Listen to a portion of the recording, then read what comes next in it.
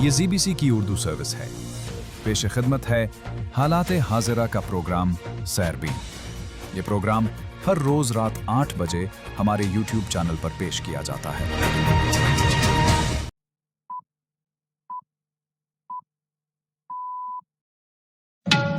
سوموار 3 نومبر کے سیربین سے جاوید چودھری کا سلام.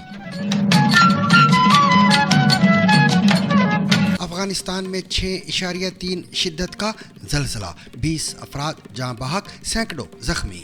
امریکی صدر کا کہنا ہے کہ مجھے نہیں لگتا کہ امریکہ وینزویلا کے ساتھ جنگ شروع کرنے جا رہا ہے.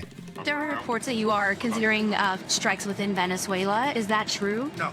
پاکستان کا سیمی کنڈکٹر چپس منصوبہ، آخر یہ چپس ہیں کیا؟ پاکستان نے سیمی کنڈکٹر چپس سے متعلق اپنے طویل مدتی منصوبے کا اعلان کیا ہے. آخر یہ سیمی کنڈکٹر چپس کیا ہیں اور ان پر دنیا بھر میں اتنی تجارتی کشیدگی کیوں ہے؟ پیچیدہ سائنس میں جائے بغیر آسان الفاظ میں سمجھتے ہیں. جانیے گریٹر بنگلہ دیش کے نقشے کا تنازع کیا ہے. بنگلہ دیش کی حکومت نے انڈین میڈیا پر شائع ہونے والے ان رپورٹس کی تردید کی ہے جن میں دعویٰ کیا گیا ہے کہ حکومت کے سربراہ محمد یونس نے حال ہی میں پاکستان کے chairman joint chiefs of staff committee general Sahir Shamshad Mirza کو جو کتاب بطور تحفہ دی تھی، اس کے سرورق پر موجود بنگلہ دیش کے نقشے میں انڈیا کے چند حصوں کو شامل کیا گیا ہے. تاجکستان میں انڈیا کا واحد فوجی اڈہ بند 25 سال بعد خالی کر دیا گیا اور کراچی میں ای چالان نظام کا آغاز، ایک دن میں 1 کروڑ روپے کے جرمانے.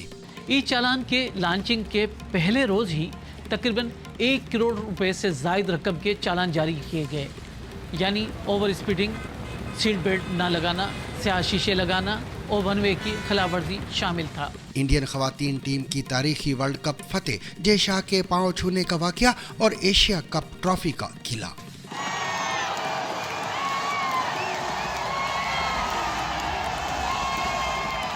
روسی صدر کی پاکستان کو مبینہ دھمکی والی ویڈیو جعلی قرار.